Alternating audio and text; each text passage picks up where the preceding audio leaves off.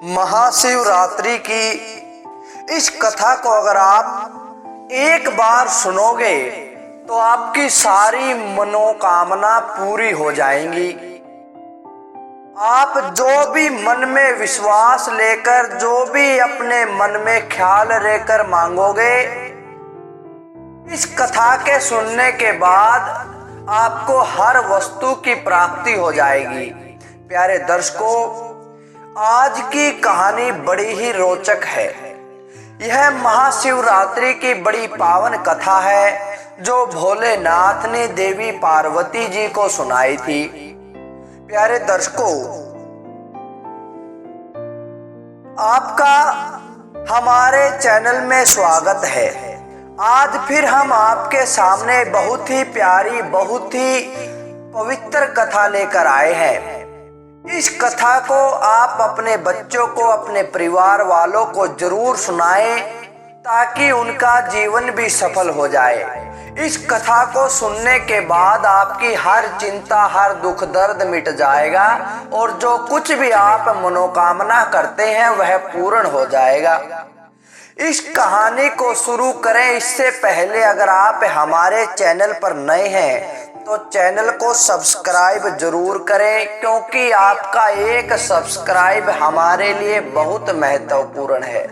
और इस कहानी को अंत तक जरूर सुनें, क्योंकि अधूरा ज्ञान किसी काम का नहीं होता जब तक हमें उस ज्ञान का पूरा प्राप्त नहीं होगा।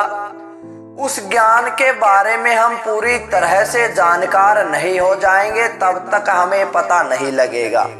तो प्यारे दर्शकों, आइए शुरू करते हैं आज की बड़ी ही पावन, बड़ी ही पवित्र यह कहानी। एक बार की बात है, भगवान शिव शंकर भोलेनाथ कैलाश पर्वत पर बैठे हुए थे। उनके साथ माता देवी पार्वती जी भी बैठी हुई थी। देवी पार्वती जी ने प्रभु से पूछा कि भगवान, मुझे एक बात समझाएं, ऐसा कौन सा श्रेष्ठ और सरल व्रत है जिसकी पूजन विधि भी बड़ी सरल हो और जिससे मृत्यु लोक के प्राणी आपकी कृपा को सहज ही प्राप्त कर लेते हैं। उस व्रत के बारे में मुझे बताइए जिससे उनकी मुक्ति हो सके, वे अपनी मनोकामना को पूर्ण कर सके। इतनी बात सुनते ही भोलेनाथ जी कहने लगे कि देवी पार्वती, मैं तुम्हें एक कथा सुनाता हूँ और जो आप पूछ रही हो कौन सा श्रेष्ठ व्रत है, वह महाशिवरात्रि के व्रत है। उस व्रत का जो विधि विधान है मैं आपको बताता हूँ। भोलेनाथ जी कहने लगे कि एक गांव में एक शिकारी रहता था। पशुओं की हत्या करके वह अपने परिवार का पालन पोषण करता था। उसका रोजगार केवल शिकार करना ही था। किंतु बड़े दुख की बात थी कि उस पर बड़ा भारी कर्ज था। किसी साहूकार से उसने कर्जा ले रखा था, लेकिन समय पर कर्जा नहीं चुका पाया। इसी बात से गुस्से में होकर उस साहूकार ने उस शिकारी को पकड़ लिया और वहां पर शिव मंदिर में उसे बंदी बना दिया, अंदर ही रोक दिया। किंतु संयोग से उस दिन महाशिवरात्रि थी। शिकारी ध्यान मग्न होकर मंदिर में आने वाले भक्तों को देखता रहा और उधर सारी धार्मिक बातें भी सुनता रहा।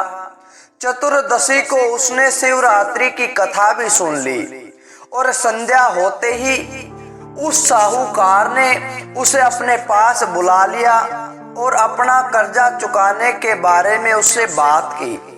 शिकारी ने कहा कि वह सारा कर्जा लौटा देगा, किंतु मुझे इस बंधन से मुक्त कर दो। अब उस साहूकार ने उस शिकारी को बंदी बनाने से छोड़ दिया।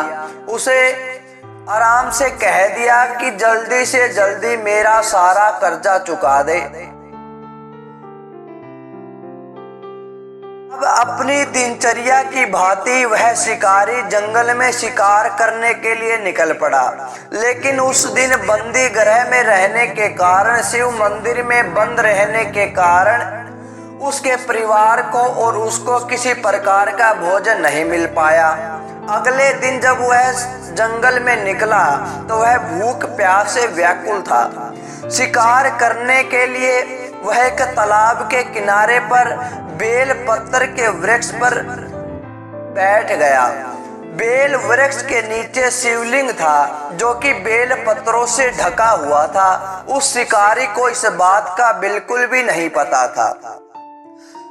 वहां पर बैठते समय उस पेड़ से कुछ टहनियां भी टूट गई और संयोग से वे शिवलिंग पर जा गिरी।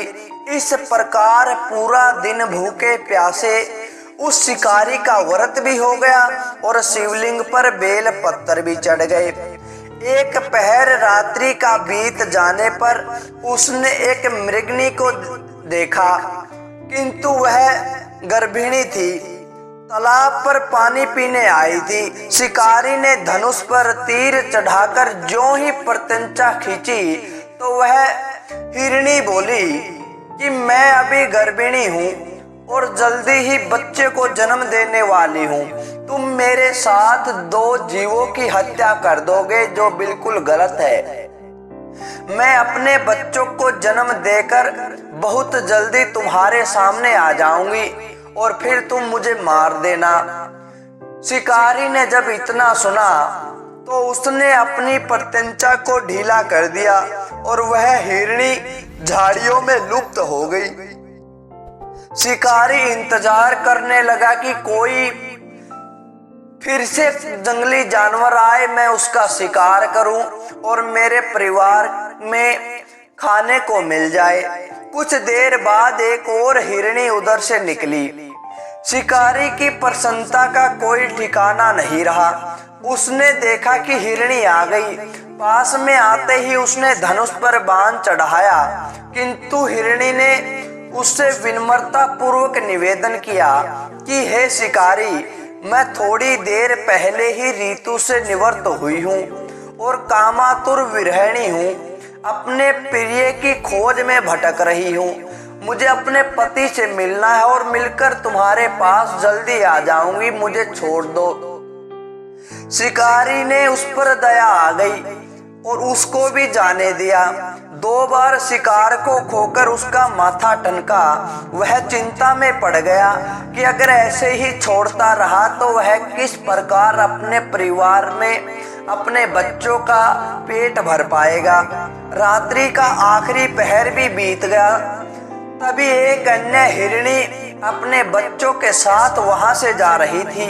शिकारी ने देखा और सोचने लगा, यह तो सुनहरा मौका है, इस हिरणी को मारकर मैं घर ले जाऊंगा। उसने धनुष पर तीर चढ़ाने में किसी प्रकार की देर नहीं लगाई।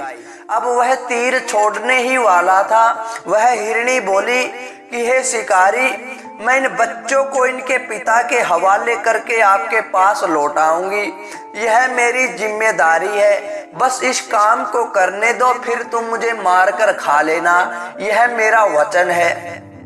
शिकारी हंसने लगा और बोला कि सामने आए शिकार को मैं कैसे छोड़ सकता हूँ। मैं इतना मूर्ख नहीं हूँ। इससे पहले भी मैं 2 बार अपना शिकार खो चुका हूँ। मेरे बच्चे भी तो भूख प्यास से तड़प रहे होंगे। इतनी बात सुनते ही उस हिरणी ने कहा कि जैसे तुम्हें तुम्हारे बच्चों की ममता सता रही है, ठीक वैसे ही मुझे भी अपने बच्चों की ममता सता रही है। सिर्फ अपने बच्चों के नाम पर मैं थोड़ी देर के लिए जीवन दान मांग रही हूँ। हे शिकारी, मेरा विश्वास कर, मैं इनके पिता के पास छोड़कर तुरंत तुम्हारे पास आ जाऊंगी और मैं ये वचन देती हूँ। हिरणी के इतने दर्द भरे उस स्वर को सुनकर उसका हृदय पिघल गया। शिकारी को उस पर दया आ गई। उसने उस हिरणी को भी जाने दिया। अब शिकार के अभाव में वह शिकारी बेल के वृक्ष पर बैठा हुआ था और इंतजार में था कि कोई जंगली जानवर आए। तभी उस समय वह शिकारी उस वृक्ष से पत्ते तोड़कर नीचे फेंकता रहा। वह शिवलिंग पर गिरते रहे वो फटने को हुई तो एक हट्टा कट्टा हिरण उसी रास्ते पर आ गया। शिकारी ने सोचा कि वह इसका शिकार तो जरूर करेगा। शिकारी ने जैसे ही धनुष पर बाण चढ़ाया तो वह हिरण कहने लगा कि हे भाई, यदि तुमने मेरे से पहले आने वाली 3 हिरणियों को, उनके बच्चों को मार डाला है तो मुझे भी मार दे। किसी प्रकार का कोई विलंब मत कर, ताकि उनके वियोग में मुझे एक क्षण का भी दुख न सहना पड़े। एक पल भी उनके वियोग में नहीं जीना चाहता। मैं उन सभी हिरणियों का पति हूँ। यदि तुमने उन्हें जीवन दान दिया है तो मुझे भी कुछ समय जीवन दान देने की कृपा करो और मैं उनसे मिलकर तुम्हारे सामने उपस्थित हो जाऊंगा।